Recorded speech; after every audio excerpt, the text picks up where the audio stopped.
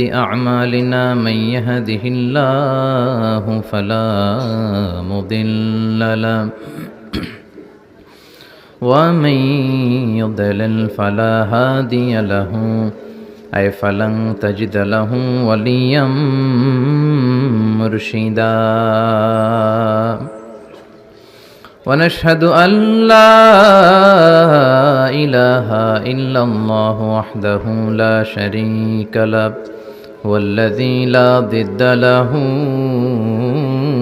ولا ند له لا مثل له ولا مثيل له لا وزير له ولا كفيل له لا شبه له ولا شبيه له لا ولد له ولا والد له وهو الواحد الفرد الصمد لم يلد ولم يولد ولم يكن له كفوا أحد ونشهد أن سيدنا ونبينا وحبيبنا وبشيرنا ونذيرنا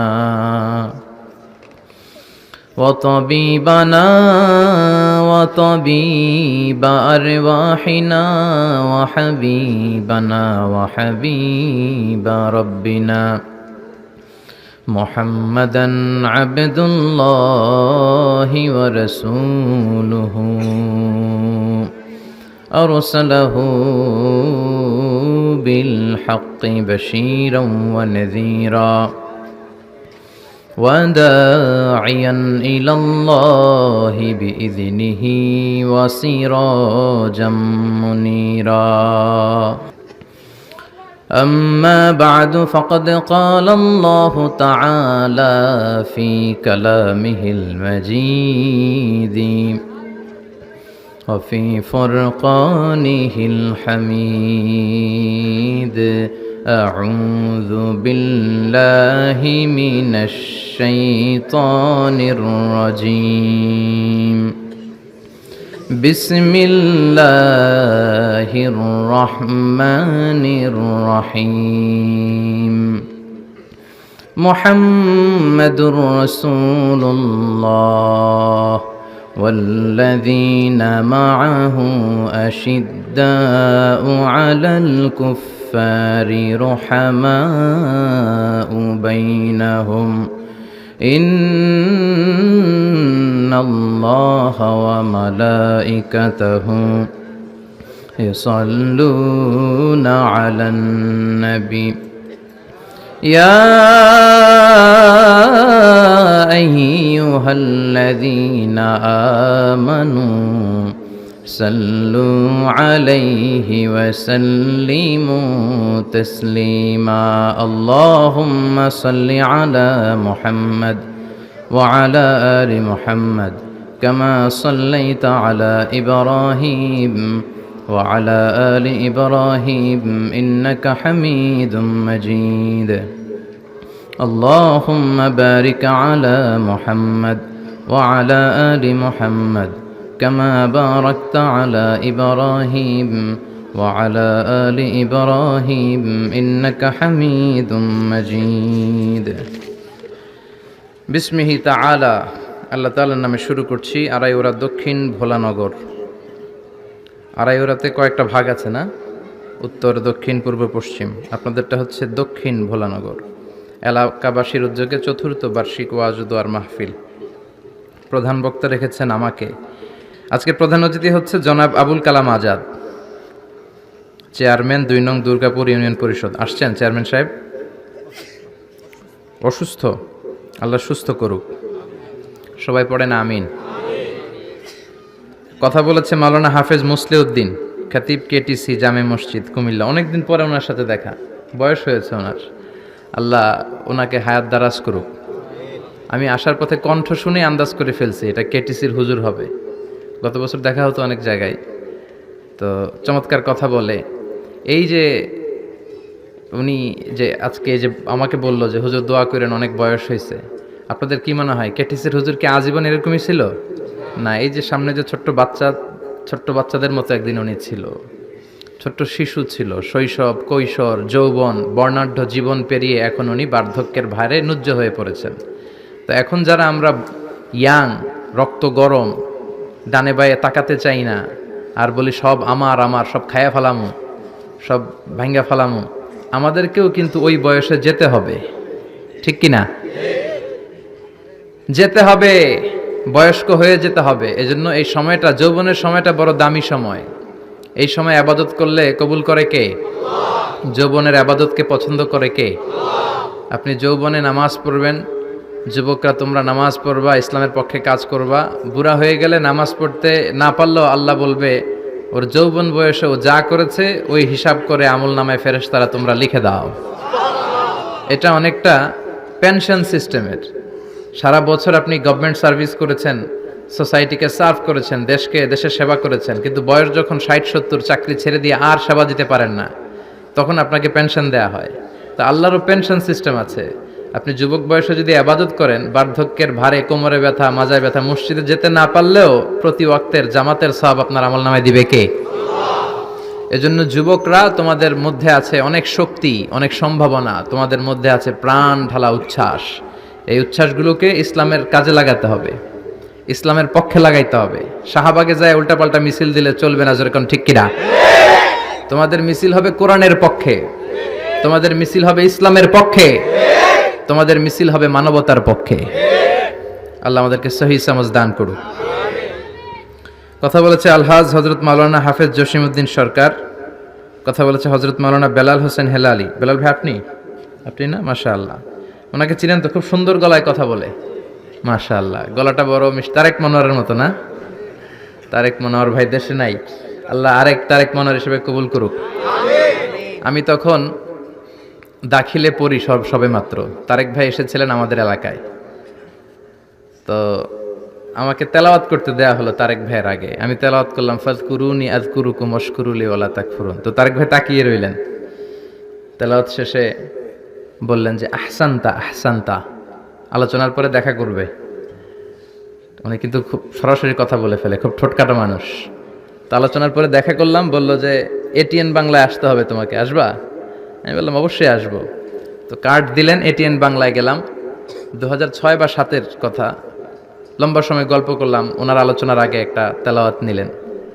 তারপর আমাদের এলাকায় 6 দিন ব্যাপী ইসলামী সমাজ কল্যাণ পরিষদের প্রোগ্রাম হয়। তো তারেক ভাইয়ের একবার হার্টে ব্যথা, উনি একদিন আগে লন্ডনে চলে গেলেন। তো ওই প্রোগ্রামে কমিটি বলল কারি দিয়ে ওই প্রোগ্রাম চালাই, কি করা যায়? তো ওদিকে তো সব আমার চাচা। তো এক চাচা বলতেছে গত পরশুদিন যে একটা ছেলে আলোচনা করছে আমাদের এলাকার, ওরে দিয়ে চালানো যাবে, ও কথা বললে পিছন থেকে লোকে বুঝবে না তারেক মনোয়ার নাকি। তো আমাকে নিয়ে গেছে, আলহামদুলিল্লাহ ওই প্রোগ্রাম করলাম। তো এই হকের কথা যারা বলে তাদের জন্য আমাদের ভালোবাসা আছে না নাই? অনেক এমপি মন্ত্রী দেখবেন লোকজন পছন্দ করে না, সবাই খারাপ না, অনেক এমপি মন্ত্রী আছে ইসলামের জন্য কাজ করে, ঠিক কিনা?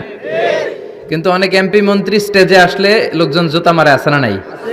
আমরা যারা দাঈ ইলাল্লাহ, আমাদের হয়তো এত দাপট নাই, এত টাকা পয়সা নাই, কিন্তু যেটা আছে সেটা হচ্ছে আপনাদের ভালোবাসা। এটাই আমাদের সম্বল। মানুষের প্রাণ ঢালা যে ভালোবাসা আমাদের জন্য আপনারা দেখান, এটাই আমাদের জীবন উজালা করে যেতে পারে, ঠিক কিনা? আল্লাহ আমাদের মাওলানা হাফেজ বেলাল ভাইকে কবুল করুক, আমরা পড়ি আমিন। আজকে সভাপতি হযরত মাওলানা হাফেজ আব্দুল মতিন খতিব আড়াইওরা। খুব খুশি হলাম যে খতিব সাহেবকে আপনারা সভাপতি করেছেন। এই ট্র্যাডিশনটা চালু রাখবেন, আলেমদেরকে সভাপতি করবেন। আলেমদের উপরে কেউ সভাপতি হতে পারবে না। ইমাম সাহেবের আন্ডারে কমিটির আন্ডারে ইমাম সাহেব না, জোরে কোন ঠিক কিনা? এই ট্র্যাডিশন যতদিন চালু করবেন না, এদেশে ভূমিকম্প থাকবে, আযাব থাকবে, গজব থাকবে, সিডর, আইলা, মহাসেন, নার্গিস, বন্যা এগুলো থাকবে। আর যখন আলেমদেরকে সভাপতি বানাতে শুরু করবেন, তখন ইমাম মাহাদির আগমন ঘটে যাবে, ঠিক কিনা? উক্ত মাহফিলের দলে দলে যোগদান করেন। মহিলাদের ব্যবস্থা নাই না? যারা এসেছেন, কথা বলেছেন, আল্লাহ সবার কথাকে কবুল করুক। এই মাহফিলটাকে আমাদের নাজাতের ওসিলা বানাক। আপনাদের জন্য তাবাররুকের ব্যবস্থা আছে, খুশি না বেজার? হ্যাঁ, ইনশাল্লাহ আমরা সবাই তাবাররুক নিয়ে যাব। বিশ্বনবী বলেছেন খাওয়া খাওয়ানো দুইটাই ভালো কাজ, শুধু খাইয়েন না, আবার খাবেন আবার খাওয়াবেন। আসেন আমরা আল্লাহকে শুকরিয়া জানাই যে আল্লাহ এত চমৎকার পরিবেশে কথা বলার সুযোগ করলেন। আমাদের দেহের শক্তিটা আমরা গলার কাছে এনে চিৎকার দিয়ে সবাই পড়ি আলহামদুলিল্লাহ। পড়েন রব্বানা লাকাল হামদ হামদান কাসীরান তয়্যিবান মুবারাকান ফীহি ইয়া রাব্বি লাকাল হামদু কামা ইয়ানবাগি লিজালালি ওয়াজহিকা ওয়া আযীমি সুলতানিকা লাকাল হামদু বিল ঈমান লাকাল হামদু বিল ইসলাম লাকাল হামদু বিল কুরআন। প্রশংসা করলাম কার? জিকির করলাম কার? সব সময় প্রশংসা করবেন কার? মনে থাকবে তো? আসেন সে আল্লাহর নামে আমরা 3টা তাকবীর পড়ি। আমি পড়ব লিল্লাহি তাকবীর, আপনারা পড়বেন আল্লাহু আকবার। অনেক উঁচু আওয়াজে পড়তে হবে, যাতে করে এখনো যারা আসে নাই তারা যাতে বুঝতে পারে আমরা এখানে আছি। দেয়া যাবে তো তাকবীর? উঁচু গলায় দেন, লিল্লাহি তাকবীর, লিল্লাহি তাকবীর, লিল্লাহি তাকবীর। আল্লাহ আমাদের তাকবীরকে কবুল করুক, মিজানের পাল্লায় উহুদ পাহাড়ের সমান ভারী করে দেখ, এই তাকবীরকে নাজাতের ওসিলা বানাক। সূরাতুল ফাতহের 29 নম্বর আয়াত তেলাওয়াত করেছি। অনেক রাত, আর শহরের ভেতরে নাকি এত রাতে কথাও বলা যায় না। দেখি এই আয়াতের আলোকে কয়েক মিনিট আপনাদের সাথে কিছু কথা শেয়ার করব ইনশাআল্লাহ। এখন যেমনি আপনারা নীরব, শেষ পর্যন্ত নীরব থাকবেন তো? দোয়া নিয়ে তাবারুক নিয়ে যাবেন তো? মাঝখান দিয়ে ওঠা বসা করবেন না তো? সূরা ফাতহের 29 নম্বর আয়াতে আল্লাহ বললেন, মুহাম্মাদুর রাসূলুল্লাহি ওয়াল্লাযীনা মাআহু আশিদ্দাউ আলাল কুফফারি রুহামাউ বাইনাহুম। মুহাম্মাদুর রাসূলুল্লাহ, মুহাম্মদ আল্লাহর রাসূল। এটা কার কথা? বিশ্বনবী যে আল্লাহর রাসূল, এতে কোনো সন্দেহ আছে? সন্দেহ থাকলে কি ঈমান থাকবে? তিনি হলেন আল্লাহর রাসূল। বিশ্বনবী নিজেকে রাসূল বলে পরিচয় দিতেন। বিশ্বনবী বলতেন না আমি বাতিলের আতঙ্ক, বিশ্বনবী বলতেন না আমি সারা বিশ্বে আলোড়ন সৃষ্টিকারী, বিশ্বনবী বলতেন আমি রাসূলুল্লাহ। আমি কি? সুন্দর লাগে না নামটা? রাসূলুল্লাহ। আবার বিশ্বনবী নিজেকে আব্দ বলে পরিচয় দিতেন, মানে গোলাম। বিশ্বনবী গোটা বিশ্বের সবচেয়ে অ্যামেজিং পার্সোনালিটি, অ্যামেজিং ক্যারেক্টারিস্টিক্স। বিশ্বনবীর চাইতে সেরা, বিশ্বনবীর চাইতে মহান মানুষ পৃথিবীতে দ্বিতীয়টা আছে নাকি? তারপরও বিশ্বনবী নিজেকে বলতেন ইন্নী আব্দুল্লাহ, আমি হলাম আল্লাহর গোলাম। গোলাম বলতে পছন্দ করতেন, নিজেকে ছোট করতে পছন্দ করতেন। এজন্য আমরা নামাজে বলি আশহাদু আল্লা ইলাহা ইল্লাল্লাহ ওয়া আশহাদু আন্না মুহাম্মাদান আবদুহু। তিনি আল্লাহর রাসূল, তিনি আল্লাহর গোলাম। বিশ্বনবী দোয়াতে বলতেন আল্লাহুম্মা ইন্নী আবদুক, ও আল্লাহ আমি আপনার গোলাম। নিজের বাতিলের আতঙ্ক বলতেন না, বলতেন গোলাম, আমি গোলাম। আল্লাহুম্মা ইন্নী আবদুক, ও আল্লাহ আমি আপনার গোলাম। ওয়াবনু আবদিক, গোলামের ঘরের গোলাম, মানে আমার বাবা আব্দুল্লাহ আপনার গোলাম। ওয়াবনু আমাতিক, বান্দির ঘরের গোলাম, মানে আমার মা আমেনাও আপনার বান্দি। আমি গোলাম, গোলামের ঘরের গোলাম, আমার 14 গোষ্ঠী আপনার গোলাম। আল্লাহু আকবার। বিশ্বনবী বলতেন আমি গোলাম, আমার বাবা গোলাম, আমার দাদা গোলাম, আমার দাদার দাদাও গোলাম, আমরা গোলাম গোষ্ঠীর। কিন্তু আমরা নিজেদেরকে ছোট করতে চাই না। আমরা কই সব আমার, আমি বাতিলের আতঙ্ক, সব আমার বলি না? কিন্তু বিশ্বনবী বলতেন না আল্লাহ আমি আপনার গোলাম। আর বলতেন আল্লাহ আমার আপনি ছোট বানান, আমার চোখে বড় বানান, মানুষের চোখে। সুবহানাল্লাহ। আল্লাহুম্মা জাআলনি শাকুরা ওয়া জাআলনি সাবুরা ওয়া জাআলনি ফি আইনি সাগীরা ওয়া ফি আয়ুনিন নাসি কাবীরা। ও আল্লাহ আপনি আমারে শুকরগুজার বানান, ধৈর্য ধারণকারী বানান, আমার চোখে আপনি আমারে ছোট বানান, মানুষের চোখে আপনি আমারে বড় বানান। সুবহানাল্লাহ। বাড়িতে যেয়ে বলেন সুবহানাল্লাহ। সুবহানাল্লাহ আওয়াজ করে বলতে কি কষ্ট হচ্ছে? পড়েন সুবহানাল্লাহ। নিজেকে ছোট করতেন। কেমন নবী তিনি, কেমন রাসূল, শুধু রাসূল নন, রাসূলদেরও রাসূল। আল্লাহু আকবার। মা কানা মুহাম্মাদুন আবা আহাদিম মির রিজালিকুম ওয়ালাকির রাসূলুল্লাহি ওয়া খাতামান নাবিয়্যিন। তিনি শুধু রাসূল নন, খাতামুন নাবিয়্যিন। নবী আসার যে চেইন, যে সিলসিলা, এটাকে আল্লাহ বিশ্বনবীর মাধ্যমে সিলগালা করে দিয়েছেন। আর কোন নবী নাই, জোরে কোন সুবহানাল্লাহ। তিনি শ্রেষ্ঠ নবী, নবীদেরও নবী। তিনি এমন নবী যিনি হ্যাঁ বললে শরীয়তের সবকিছু হালাল হয়ে যায়, তিনি না বললে সব হারাম হয়ে যায়। তিনি আঙ্গুল তুললে পূর্ণিমার চাঁদ 2 ভাগ হয়ে যায়। তিনি জমিন থেকে পা তুললে আল্লাহর আরশে মেরাজে চলে যায়। বিশ্বনবী যদি কয় হ্যাঁ করো করো করতে পারবা, ওটা হালাল। কারণ কোনটা হালাল কোনটা হারাম এটা আমাদেরকে বিশ্বনবী শিখিয়েছে, ঠিক কিনা? বিশ্বনবী যদি বলে না না না এটা করা যাবে না, তাইলে হারাম, হ্যাঁ বললে হালাল, না বললে হারাম, ঠিক কিনা? আঙ্গুল তুললে চাঁদ দুই ভাগ হয়, পা যদি জমিন থেকে উপরে উঠায় আল্লাহর আরশে মেরাজে নিয়ে যায় কে? এজন্যই নবীরে ভালোবাসতে হবে জীবনের চাইতেও বেশি, এই নবীকে ভালোবাসতে হবে বিবির চাইতেও বেশি, এই নবীরে ভালোবাসতে হবে দলের চাইতেও বেশি, এই নবীরে ভালোবাসতে হবে নেত্রীর চাইতেও বেশি, ঠিক কিনা? নেতার চেয়েও বেশি, নেত্রীর চেয়েও বেশি, নিজের জানের চেয়েও যদি বিশ্ব নবীরে বেশি ভালোবাসা না যায় মুমিন হওয়া যাবে? এ নবীরে বাদ দিলে কোরআন বোঝা যায় না, যায়? কারণ কোরআন এই নবীর উপরই তো আল্লাহ নাজিল করছে, ঠিক কিনা? এ নবীকে বাদ দিলে হাদিস বোঝা যায় না, কারণ হাদিস তো এই নবীরই কথা।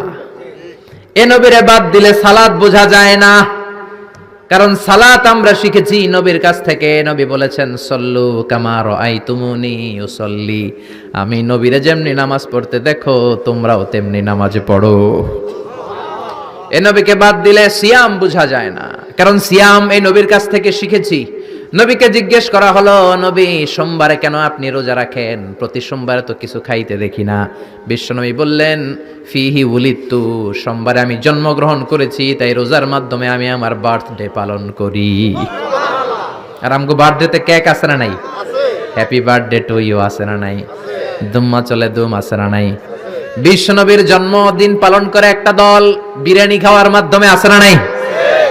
বিশ্বনবীর জন্মদিন সাহাবারা পালন করতেন না, বিশ্বনবী নিজেও পালন করতেন না। শুধু যখন জিজ্ঞেস করা হলো কেন রোজা রাখেন, বিশ্বনবী বলেন যেহেতু জন্মেছি, এই জন্মটা আল্লাহ আমার না দিলেও পারতেন, জন্মের শুকরিয়া স্বরূপ আমি রোজা রাখি। সুবহানাল্লাহ। এজন্য 12 রবিউল আউয়ালে যদি কিছু পালন করতে চান খালি রোজা রাখবেন, কিন্তু ওই দিন মিষ্টি আর হালুয়া আছে না নাই? জশ্নে জুলুসে আছে না নাই? আহা, শুধু মিষ্টি আর জিলাপি, কিন্তু বিশ্বনবী রাখতেন রোজা। আপনি রোজা রাখেন, আপনি না খেয়ে থাকেন, তাহলে বিশ্বনবীর ভালোবাসার প্রমাণ পাওয়া যাবে, ঠিক কিনা? চট্টগ্রাম থেকে আমি আসতেছি, এই যে 12 রবিউল আউয়াল জশ্নে জুলুসে ঈদে মিলাদুন নবী, পুরো চট্টগ্রাম শহর প্যাকআপ, গাড়ি চলে না। এদের যোহর নামাজ কই? এদের আসরের নামাজ কই? এদের ইবাদত কই? কিচ্ছু নাই, শুধু আছে মিছিল আর জিলাপি। আছে না নাই? আছে না নাই? আছে না নাই? এজন্য এই নবী এমন নবী যে নবীরে বাদ দিলে সিয়াম বোঝা যায় না, এই নবীরে বাদ দিলে হজ বোঝা যায় না। কারণ বিশ্বনবী আমাদেরকে হজ করে শিখিয়েছেন। বিশ্বনবী জীবনে হজ করেছে একটা, উমরা করেছে 4টা। বিশ্বনবী যদি হজ করে না দেখাইতো আমরা হাজির হইতে পারতাম? জোরে বলেন পারতাম? এজন্য এই নবীরে বাদ দিলে কিচ্ছু বোঝা যায় না, নবীরে বাদ দিলে কোরআন বোঝা যায় না। এই জন্য এই নবীরে ভালোবাসা আমাদের অন্তরে আছে না নাই? আর এই নবীরে যারা গালি দেয় তাদের জন্য আমাদের লাঠি আছে না নাই? আমাদের মিছিল আছে না নাই? আমাদের রক্ত চক্ষু আছে না নাই? ময়দানে আমাদের শক্ত অবস্থান আছে না নাই? এজন্য নবীর বিরুদ্ধাচারণ যদি করে তার সাথে কোনো আপোষ চলবে? আপনি তার বিরুদ্ধে যাবেন, বিবৃতিতে যাবেন, কথা বলবেন, ময়দানে নামবেন, দরকারে হলে রক্ত দিয়ে হলেও নবীর সম্মান বাঁচাবেন, ঠিক কিনা? বিশ্বনবীর গালি দেয়, বিশ্বনবীর বিরুদ্ধে পেজ বানায়, ব্লগে লেখে, বিশ্বনবীর পারিবারিক জীবন নিয়ে কথা বলে, এগুলো পিতৃ পরিচয়হীন জারদ সন্তান, এগুলো জাহান্নামের নরকীট, এগুলো মানুষ নামের পশু। চিল্লায় বলেন ঠিক কিনা? কয়েকটা জায়গায় আমরা বলো দুর্বল। কোরআনরে গালি দিলে আমাদের সহ্য হয় না, নবীরে গালি দিলে সহ্য হয় না। নবীরে গালি দিলে আমাদের কলিজায় আগুন লাগে কি লাগে না? লাগে কি লাগে না? কার কার লাগে? দুহা উঁচু করে আল্লাহর দেখাও।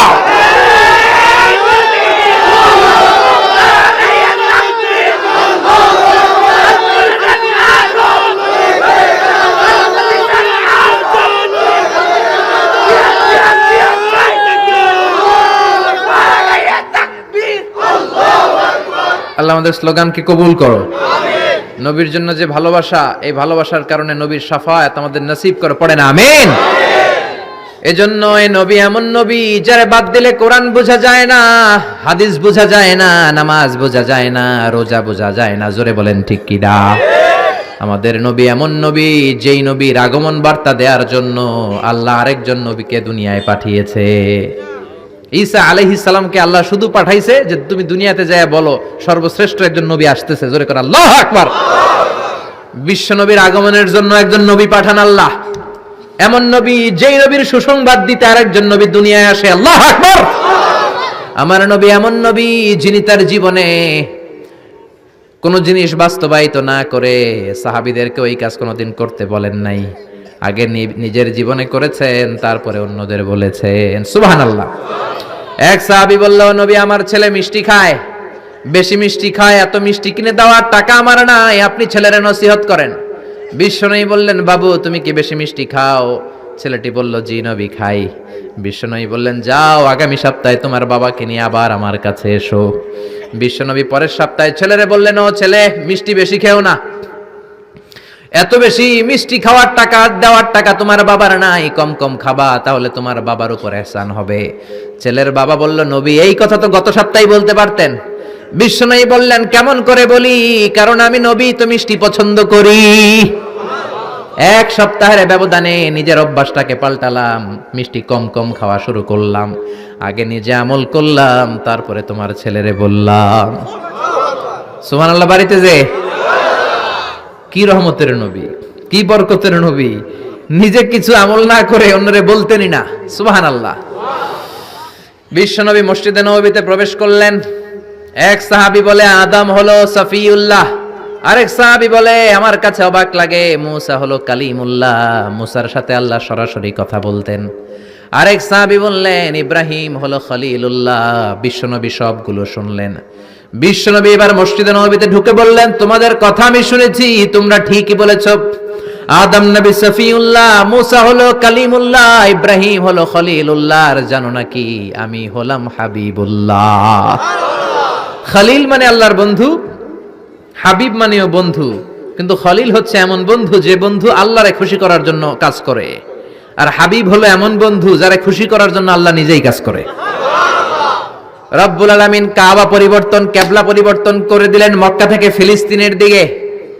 কিন্তু বিশ্বনবীর অন্তরে বড় জ্বালা, আমার বংশের গোড়া যেখানে ইসমাইল নবী ইব্রাহিম নবী ছিলেন, ওই কাবার দিকে মক্কার দিকে যদি আমার কিবলা ঘুরিয়ে দেয়া হয় কতই না ভালো হতো।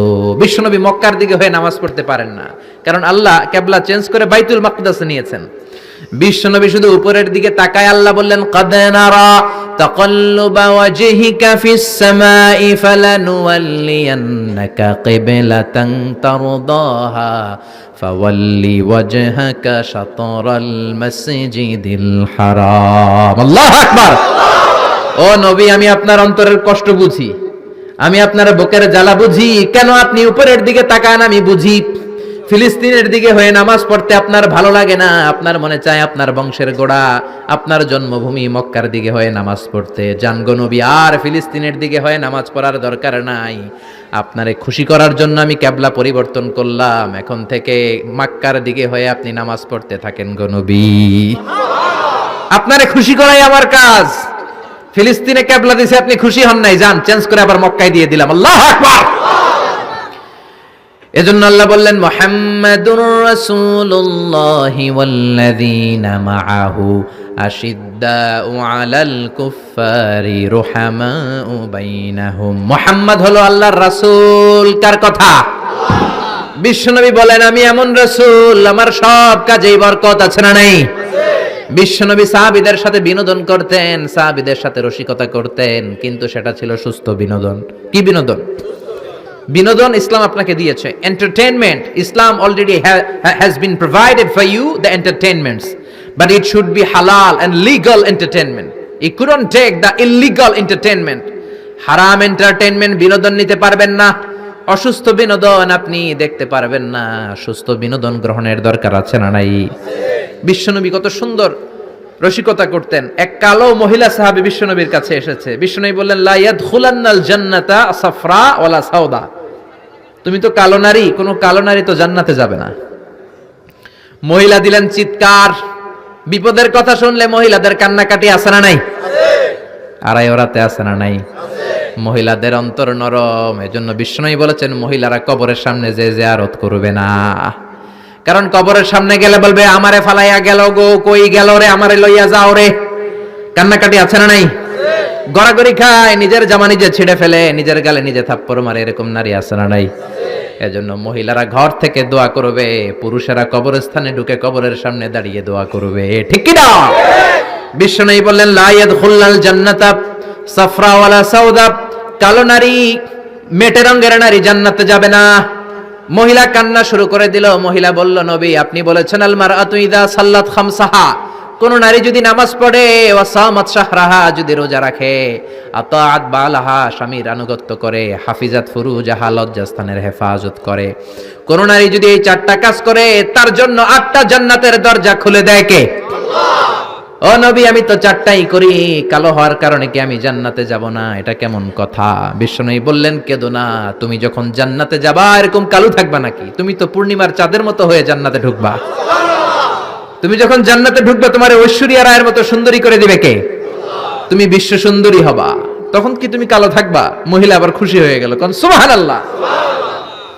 বিশ্বনবী সাহাবাদেরকে নিয়ে খেজুর খাচ্ছেন, সবাই খেজুর খেয়ে খেজুরের বিচি সামনে রাখে, বিশ্বনবী খেজুর খেয়ে বিচি সামনে রাখে না, পাশে ওনার মেয়ের জামাই আলী, আলীর বিচি সামনে রাখে। খাওয়ার পরে সবার সামনে বিচি সমান, নবীর সামনে কোনো বিচি নাই, আলীর সামনে বিচি বেশি। বিশ্বনবী বললেন, মান মিন্না আকসারু মুতানাওয়ালান আর-রতাবা, চলো তো গুনি কার সামনে কতটা খেজুরের বিচি। খেজুরকে আরবিতে বলে আর-রতাব। খেজুরের যে কত আরবি আছে আপনি কল্পনাই করতে পারবেন না। উট আরব দেশে বেশি, তাই উটের আরবি আছে 400টা। খেজুর হয় বেশি, খেজুরের আরবি আছে 100 খানিক। আমরা শুধু ওটের আরবি জানি কি? জামাল, বাঈর, নাকা, এগুলো 400টা আরবি কাব্যগ্রন্থ পড়লে আপনি 400টা পাবেন মোট ওটের আরবি। তেমনি খেজুরকে আমরা জানি তামার। সৌদি আরব, মিশরে তামার বললে চিনবেই না, বলতে হবে বালাহ। আতি কিলো বালাহ, 1 কেজি বালাহ দেন। বালাহ মানে খেজুর, তামার মানে খেজুর, রতাব মানে খেজুর। কোরআনে আছে রতাবান জানিয়া। মারিয়াম যখন সাইয়েদনা ঈসা আলাইহিস সালামকে প্রসব করলে, আর করলো কে? আল্লাহ। এই জন্য যে সমস্ত নারীরা পেটের মধ্যে বাচ্চা আছে, সন্তান সম্ভবা, তারা খেজুর খাবেন, বাচ্চারে সুস্থ রাখবে কে? আল্লাহ। আবার মক্কায় মদিনাতে নতুন বাচ্চা জন্ম নিলে বিশ্বনবী বাচ্চার কাছে যে খেজুর খেয়ে খেজুর মিশ্রিত বিশ্বনবীর মুখের লালা বাচ্চার মুখে লাগিয়ে দিত। আল্লাহু আকবার।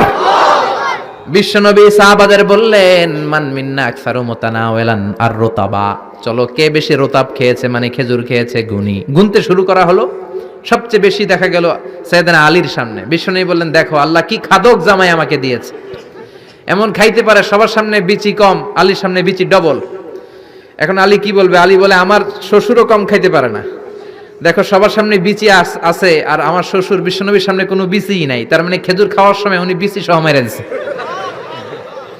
তাহলে বিশ্বনবীর বিনোদন সুস্থ বিনোদন, চিল্লায় বলেন ঠিক কিনা? আবার বিশ্বনবী বলতেন, উতিতু খামসান লাম ইয়াতাহুন্না নাবিয়্যুন ক্বাবলি, এমন 5টা জিনিস রব্বুল আলামিন আমাকে দিয়েছে, আমার আগে কোন নবীকে আল্লাহ এই 5টা জিনিস দেয় নাই। সুবহানাল্লাহ। 1 নম্বরে নুসিরতু বির-রু'বি মাসিরাতা শাহর, ভয় দিয়ে আল্লাহ আমারে সাহায্য করেছে। আমার ডানে বায়ে সামনে পেছনে 1 মাসের রাস্তার মধ্যে যদি কোনো কাফেরের আন্ডা বাচ্চা থাকে, আমার ভয়ে তাদের অন্তরে ধুকধুকানি বাড়ায় দেয় কে? নবী যেখানে অবস্থান করতেন তার ডানে বায়ে সামনে পেছনে 1 মাসের এরিয়ার মধ্যে যদি কোনো কাফির থাকতো, মুশরিক থাকতো, বিশ্বনবীর ভয়ে ঘুমের মধ্যে লাফ দিয়ে উঠতো। আল্লাহু আকবার। 2 নম্বরে বিশ্বনবী বললেন, জুইলাত লিয়াল আরদু কুল্লুহা মাসজিদান ওয়া তাহুরা, আমার জন্য আল্লাহ গোটা বিশ্বটাকে মসজিদ বানিয়ে দিয়েছে। গোটা বিশ্বটা মসজিদ। মসজিদ মানে মাকানুস সুজুদ, সেজদার জায়গা। যেখানেই সেজদা দেন কবুল করবে কে? আল্লাহ। নূহ আলাইহিস সালামের জামানায় যেই কোনো জায়গায় নামাজ পড়লে কবুল হতো না, মসজিদে যেয়ে পড়া লাগতো। মুসা নবীর উম্মত মসজিদ ছাড়া নামাজ পড়লে কবুল হতো না, সিনাগগে যেয়ে পড়া লাগতো। ঈসা নবীর জামানায় ইবাদতখানায় যে পড়া লাগতো, কিন্তু আমরা যেইখানেই নামাজ পড়ি কবুল করে কে? আল্লাহ। আজকের এই প্যান্ডেলে যদি নামাজ পড়ি কবুল হবে কি হবে না? হবে। বাইতুল মুকাররমে হবে কি হবে না? হবে। শোলাকিয়ার ময়দানে কবুল হবে কি হবে না? হবে। বাজারে পড়লে হবে কি হবে না? হবে। নদীর উপরে নৌকায় পড়লে, হবে। প্লেনের ভেতরে বাতাসে পড়লে, হবে। মহাকাশে যে স্যাটেলাইট চ্যানেলের মধ্যেও যদি পড়ি সেখানেও কবুল করে নিবে কে? আল্লাহ। জমিনের যেই জায়গায় নামাজ পড়ো কবুল করে নেওয়া হবে। আবার বললেন, পুরো জমিনটারে আল্লাহ আমার জন্য তহুর বানিয়ে দিলেন। ফা ইল্লাম তাজিদু মাআন ফাতায়াম্মামু সাঈদান তাইয়্যিবা, নামাজের সময় যদি তোমরা ওযুর জন্য পানি না পাও, তায়াম্মুম করলেও কবুল করবে কে? আল্লাহ। এই সব জায়গায় নামাজের অনুমতি আর তায়াম্মুম এটা কোন নবীর ছিল না, এটা স্পেশালি আল্লাহ বিশ্ব নবীকে দিয়েছেন। সুবহানাল্লাহ। মা আয়েশাকে নিয়ে বিশ্বনবী বানুল মুস্তালাকের যুদ্ধ থেকে রওনা হলেন। প্রতিমধ্যে মা আয়েশার গলার স্বর্ণের হার চুরি হয়েছে কিংবা হারিয়ে গিয়েছে। মা আয়েশা কান্নাকাটি করলেন, আমার হার, আমার হার। মেয়েদের স্বর্ণ হারাইলে খবর আছে না নাই? গোটা দুনিয়া ভাঙ্গা গেল কিছু বলবে না, যদি স্বর্ণ একটা হারায় বাড়ি তামা তামা করে ফেলবে, ঠিক কিনা? কয় ঠিক, মানে অভিজ্ঞতা আছে অনেক। নারীরা স্বর্ণ পছন্দ করে, তো মা আয়েশা তো নারী, উনি বললেন নবী আমার স্বর্ণ হারিয়েছে। বিশ্বনবী বললেন কাফেলা থামাও, গলার হার খোঁজো। সবাই মিলে গলার হার খুঁজতে খুঁজতে মাগরিবের নামাজের সময় প্রায় শেষ হয়ে যায়। এবার সবাই মিলে আবু বকর রে বকে, তোমার মাইয়ার কারণে আজকে এই দশা। তোমার মেয়ে যদি গলার হারটা না হারাইতো তাহলে তো আমরা যেখানে পানি আছে ওইখানে পৌঁছে যেতাম, ওখানে নেমে অজু করে নামাজ পড়তাম। তোমার মেয়ের কারণে আজকে এই দশা, এখন সবার নামাজ কাজা, নবীর নামাজও কাজা। আল্লাহ বললেন খবরদার, এই মেয়েটারে গালি দিবি না, এই মেয়েকে গালি দেয়া যাবে না আয়েশার সম্মানে। আজকে আমি তায়াম্মুমের বিধান নাজিল করে দিলাম। فَإِن لَّمْ تَجِدُوا مَاءً فَتَيَمَّمُوا صَعِيدًا طَيِّبًا, কোথাও যদি ওযুর জন্য পানি না পাও মাটি দিয়ে তায়াম্মুম করো, কবুল করে নিবে কে? মা আয়েশা বলতেন আমাকে আল্লাহ এমন 5টা জিনিস দিয়েছেন বিশ্বনবীর কোন বউকে আল্লাহ দেন নাই। এক নম্বরে আমি বিশ্বনবীর একমাত্র কুমারী বউ, বাকি বউগুলা ছিল বিধবা, এর আগে কয়েকটা করে বিয়ে হয়েছে, শুধু আমারই বিয়ে হয় নাই। সুবহানাল্লাহ। 2 নম্বরে আমি যখন শীতের রাতে নবীর সাথে এক লেপের নিচে ঘুমাতাম তখনও জিব্রাইল কোরআন নিয়ে নাজিল হয়ে যেত। অন্য বিবিদের সাথে যখন কোনো ঘরে এক খাটের মধ্যে শুয়ে থাকতো তখন কোনোদিন কোরআন নাজিল হয় নাই, শুধু মা আয়েশার সাথে যখন থাকতো তখন কোরআন নাজিল হতো। সুবহানাল্লাহ। আবার মা আয়েশা বলতেন আমার ঘরে বিশ্বনবীর কবর। আবার বিশ্বনবী যখন তার শেষ নিঃশ্বাসটা ত্যাগ করেছেন বিশ্বনবীর মাথাটা ছিল আমার কোলের উপরে। আবার বিশ্বনবী বলতেন ও দুনিয়ার মানুষেরা শোনো শোনো, ওযুর পানি না থাকলে যে তায়াম্মুম করে নামাজ পড়ো এটাও তোমরা আমার কারণে পেয়েছো। আল্লাহু আকবার। এজন্য বিশ্বনবী বলতেন জুইলাতলি আল আরদু কুল্লুহা মাসজিদান ওয়া তাহুরা, আমার জন্য গোটা বিশ্বটাকে নামাজের জায়গা আর ওযুর না থাকলে তায়াম্মুমের জায়গা বানিয়ে দিয়েছে কে? আল্লাহ। এরপরে বিশ্বনবী বলতেন উতিতু আশ-শাফাআ, আমাকে শাফায়াতের মালিক করেছে কে? কিয়ামতের দিন সব নবীরা যখন বলবে ইয়া নাফসি ইয়া নাফসি, বিশ্বনবী বলবেন রব্বি হাবলি উম্মতি, ও আল্লাহ তুমি আমার উম্মতকে বাঁচাও, আমার উম্মতকে বাঁচাও। সুবহানাল্লাহ। এরপরে বিশ্বনবী বলেছেন ওয়া কানান নাবিয়্যু ইউবআসু ইলা কওমিহি খাসসা, দুনিয়ার সব নবীকে একটা নির্দিষ্ট বর্ডারে পাঠানো হয়েছে, নির্দিষ্ট এলাকার লোকের জন্য পাঠানো হয়েছে। আমি বিশ্বনবীর নবুয়তির কোনো বর্ডার নাই, গোটা বিশ্বের জন্য আমার নবী বানিয়ে পাঠানো হয়েছে। এই জন্য আমি বিশ্বনবী, চিল্লায় কোন আল্লাহু আকবার। বিশ্বনবী শুধু পুরুষদের নবী নয়, শুধু নারীদের নবী নয়, শুধু সাদা লোকদের নবী নয়, শুধু নিগ্রো আর কালো লোকদের নবী নয়, শুধু আরবদের নবী নয়। বিশ্বনবী আদম নবী থেকে শুরু করে কিয়ামত পর্যন্ত যত মানুষ যত জিন পৃথিবীতে আসবে সবার জন্য বিশ্বনবীকে নবী বানিয়েছে কে? আল্লাহ। বিশ্বনবীর যদি কোনো নবীরাও না মানে ওই নবীর নবুয়তিও ক্যান্সেল করে দিবে কে? এজন্য আল্লাহ বললেন মুহাম্মাদুর রাসূলুল্লাহি ওয়াল্লাযীনা মাআহু আশিদ্দাউ আলাল কুফফারি রুহামাউ বাইনাহুম। মুহাম্মদ হলেন আল্লাহর রাসূল। কার কথা? আল্লাহ। ঘুম আসতেছে? না। জিমায় পড়ছেন? না। তাকবীর দেন, লিল্লাহি তাকবীর। নবীর কথা বলে আল্লাহ বললেন ওয়াল্লাযীনা মাআহু, নবীর সাথে যারা চলে। নবীর সাথে কারা চলতো? সাহাবারা। জোরে বলেন কারা? এবার আল্লাহ সাহাবাদের কথা বলছেন ওয়াল্লাযীনা মাআহু, নবীর সাথে যারা চলতো।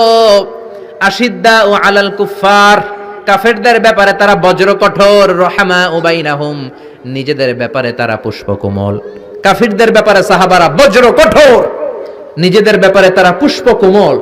কাফিরদের ব্যাপারে কোনো ছাড় নাই, মুশরিকদের সাথে জিহাদের ময়দানে কোনো ছাড় নাই। চিল্লায় এখন ঠিক কিনা? কিন্তু নিজেরা ভাই ভাই নিজেদের মধ্যে মহাব্বত আছে না নেই?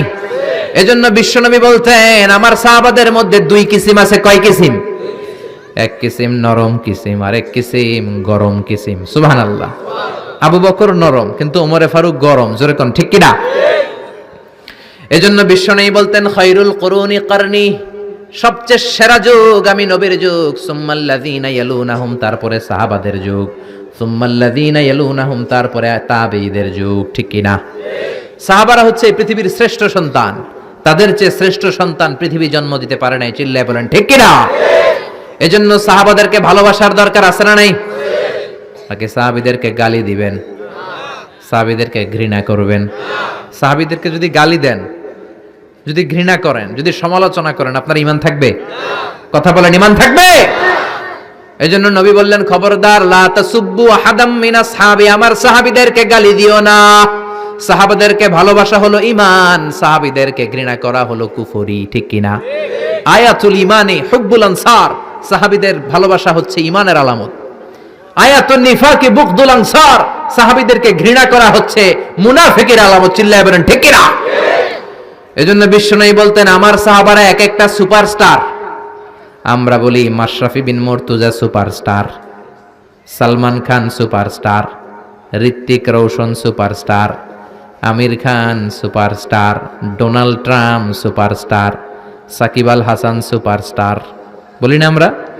আমাদের সুপারস্টার হচ্ছে সেলিব্রিটিরা। বিশ্বনবী বলেছেন নো, আসহাবি কান নুজুম, মাই কম্প্যানিয়নস আর দ্য সুপারস্টার। আমার সাথীরা, আমার সাহাবারা সুপারস্টার। এই সুপারস্টারদেরকে মডেল বানাতে হবে। হলিউড বলিউডের নায়ক নায়িকার আমাদের মডেল নয়, আমাদের মডেল হলো সাহাবারা। কারা? আরো জোরে বলেন কারা? সাহাবারা আমাদের মডেল। এজন্য বিশ্বনবী বলতেন আরহামু উম্মতি বি উম্মতি আবু বকর, আমার সাহাবাদের মধ্যে সবচেয়ে নরম হৃদয়ের সাহাবা হলো আবু বকর। এক হাদিসে বিশ্বনবী 8 জন সাহাবীর 8টা গুণের কথা বললেন। জোরে বলেন কয়টা? 8 জন সাহাবীর 8টা গুণের কথা বললেন। তিরমিজির বর্ণনা, হাদিসটা সহিহ, সিলসিলাতুল হাদিস সাহিহার ভিতরেও এসেছে। বিশ্বনবী বললেন, খেয়াল করে বুঝবেন, আরহামু উম্মতি বি উম্মতি আবু বকর, এই উম্মতের মধ্যে সবচেয়ে নরম হৃদয়ের সাহাবী হলো আবু বকর। 2 নম্বরে বললেন ওয়াশাদ্দুহুম ফি আমরিল্লাহি উমর, কিন্তু আল্লাহর দ্বীনের ব্যাপারে সবচেয়ে কঠোর হলো, জোরে বলেন কঠোর হলো। 3 নম্বরে বললেন ওয়া আসদাকুহুম হায়ান উসমান, সবচাইতে লজ্জাশীল সাহাবী হলো আমার উসমান। 4 নম্বরে বললেন ওয়াকদাহুম আলী, বিচারের রায় সবচেয়ে ভালো দিতে পারতো আমার মেয়ের জামাই আলী। 5 নম্বরে বিশ্বনবী বলেছেন ওয়া আকরাহুম লিকিতাবিল্লাহি উবাই ইবনে কাব, আল্লাহর এই কোরআনটা সবচাইতে সুন্দর করে যে সাহাবী পড়তে পারতো তার নাম হচ্ছে উবাই ইবনে কাব। আল্লাহু আকবার। ওয়া আ'লামুহুম বিল হালাল ওয়াল হারাম মুআয ইবনে জাবাল, হালাল হারামের ব্যাপারে সবচেয়ে বড় স্পেশালিস্ট সাহাবী ছিল মুআয ইবনে জাবাল। কোন সুবহানাল্লাহ। এরপরে বিশ্বনবী বললেন ওয়া আফরাদুহুম যায়েদ, ফারায়েজের হিসাব জানে যায়েদ। আলা ইন্না লিকুল্লি উম্মাতিন আমিনুন ওয়া আমিনু হাযিহিল উম্মতি আবু উবাইদা ইবনুল জাররাহ, সব জাতির মধ্যে বিশ্বস্ত একজন লোক থাকে, আমার সাহাবীদের মধ্যে সবচেয়ে বিশ্বস্ত সাহাবী আবু উবাইদা ইবনুল জাররাহ। সুবহানাল্লাহ। জোরে কোন সুবহানাল্লাহ। কয় সাহাবীর কথা বললেন? আরো জোরে বলেন, মনে থাকবে। প্রথমে বললেন আরহামু উম্মতি বি উম্মতি আবু বকর, আমার উম্মতের মধ্যে সবচেয়ে দিল দরিয়া রহম দিল আবু বকর। এত নরম হৃদয়ের সাহাবা পুরো সাহাবী গোষ্ঠীর মধ্যে কেউ ছিল? বিশ্বনবীর হিজরতের সাথী, বিশ্বনবীকে সঙ্গ দিয়েছেন, ভালোবেসেছেন। বিশ্বনবী একদিন আবু বকরকে বললেন আবু বকর, হয়তো মক্কায় টিকা যাবে না, আমাদেরকে মদিনায় হিজরত করতে হবে। যেই দিন এই ইঙ্গিতটা বিশ্বনবী আবু বকরকে দিয়েছেন, ওই দিন থেকেই সাইয়েদনা আবু বকর হিজরতের জন্য রেডি। সুবহানাল্লাহ। যেদিন হিজরত করবেন সাহাবীদের চোখ ফাঁকি দিয়ে বিশ্বনবী আবু বকরের ঘরে গেলেন, ডাক দিলেন আসসালামু আলাইকা ইয়া আবু বকর। আবু বকর ঘরে আছো কিনা? ডাক দিতে দেরি, ব্যাগ নিয়ে আবু বকরের বের হতে দেরি হয় না। আল্লাহু আকবার। বিশ্বনবী বললেন আবু বকর, ডাক দিলাম, ব্যাগ নিয়ে রেডি হইলা, কখন ঘুমিয়েছো, কখন ঘুম থেকে উঠেছো, কখন হাত মুখ ধইলা, কখন ফ্রেশ হইলা, কখন কাপড় গুছাইলা? আবু বকর বলল, নবী যখন বলেছেন হিজরতে আপনার সাথে আমার যাওয়া লাগবে, ওই দিন থেকে আজ পর্যন্ত আমি আবু বকর আমার পিঠটার বিছনাতে লাগাই নাই। ওই রাতে সাইয়েদনা আবু বকর যেই সওয়াব কামিয়েছেন, ওই সওয়াবটাকে যদি একটা পাল্লায় রাখা হয়, পৃথিবীর আমাদের সব সওয়াবগুলো যদি আর এক পাল্লায় রাখা হয়, ওই হিজরতের রাতের সওয়াবটা আবু বকরের যে সওয়াবটা, ওই আবু বকরের সওয়াবের পাল্লাটা মুহূর্তের মধ্যে ভারী হয়ে যাবে। সুবহানাল্লাহ, আসতে বলেন। এত নরম হৃদয়ের সাহাবী ছিলেন আবু বকর, নামাজে দাঁড়ালে শুধু কাঁদতেন। এজন্য অনেক সাহাবী ওনারে পছন্দ করতো না। বিশ্বনবীর ইন্তেকালের পরে বছর খানিক মসজিদে নববীতে যতদিন বেঁচে ছিলেন ইমামতি করেছেন।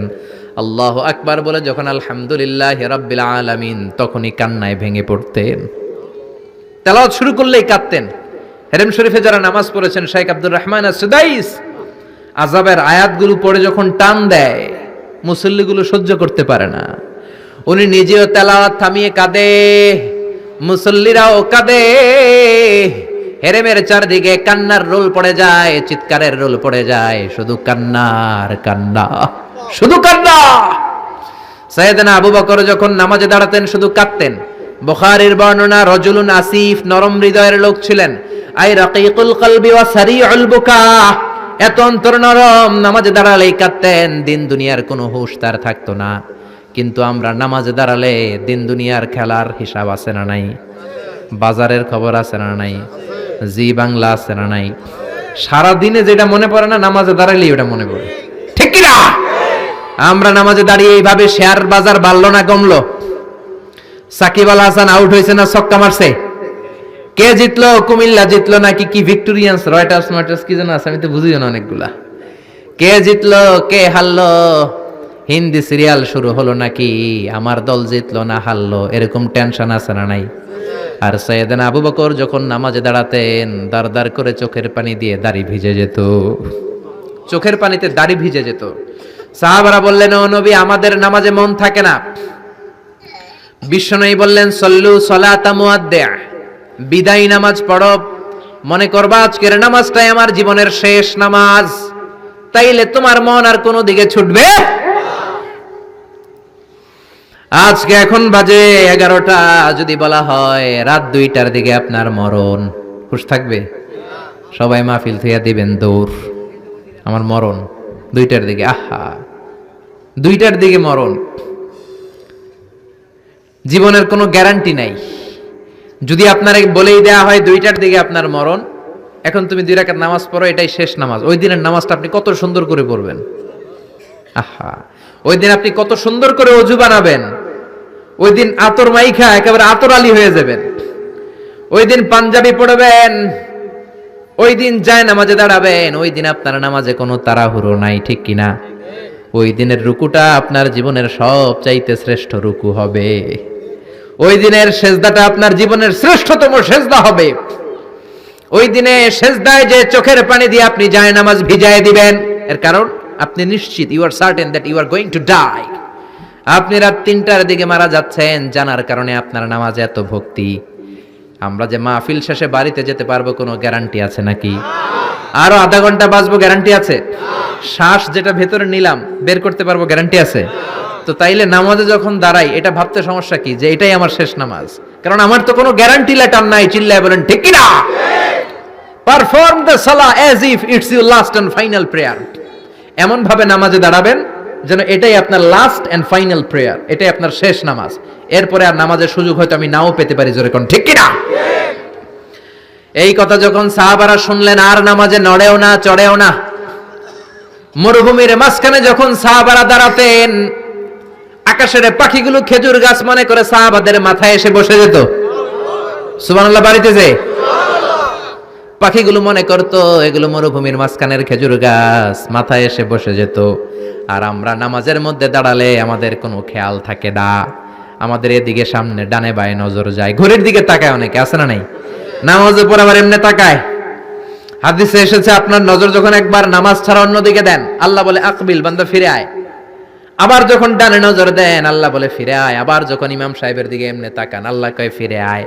3 বার নজর দেওয়ার পরে আবার যখন ডানে বায়ে নজর দেন, আল্লাহ বলে লা হাজাতা লি ইলা সলাতিক, তোর এই নামাজের কোনো দরকার আমি আল্লাহর নাই, এই নামাজের কোনো দরকার নাই। এজন্য সালাত পড়তে হবে আর অন্তরে ভয় থাকতে হবে কার? قد أفلح المؤمنون الذين هم في صلاتهم خاشعون। আবু বকর তাই করতেন। কানা রাজুল আসিফ, নামাজে দাঁড়ালে দর দর করে কেঁদে কেঁদে দাড়িগুলো ভিজায় দিতেন। আল্লাহু আকবার। এজন্য বিশ্বনবী বলতেন আরহামু উম্মতি বি উম্মতি আবু বকর, আমার উম্মতের মধ্যে সবচেয়ে নরম হৃদয়ের হলো আবু বকর। 2 নম্বরে বিশ্বনবী বললেন ওয়াশাদ্দুহুম ফি আমরিল্লাহি উমর, আর আল্লাহর দ্বীনের ব্যাপারে সবচেয়ে কঠোর সাহাবী হলো উমর। সবচেয়ে কঠোর কে? এজন্য বিশ্বনবী বলতেন আমার পরে নবী নাই, আমার পরে কোনো রাসূল নাই, তবে কেউ যদি নবী হতো আমার ওমর নবী হতো। লা নবিয়্যা বা'দি ওয়ালা রাসূলা, আমার পরে কোনো রাসূল নাই, কোনো নবী নাই, তবে লাউ কানা বা'দি নাবিয়্যুন লাকানা উমর, যদি নবী হওয়ার যোগ্যতা কারো থেকে থাকে আমার ওমরের আছে। প্রভু তুমি বলেছ রাসূল দেবে না, বলনি দেবে না ওমর, বলনি দেবে না হামজা তারিক, খালিদ বিজয়ী সমর। প্রভু তুমি বলেছ রাসূল দেবে না। আল্লাহু আকবার।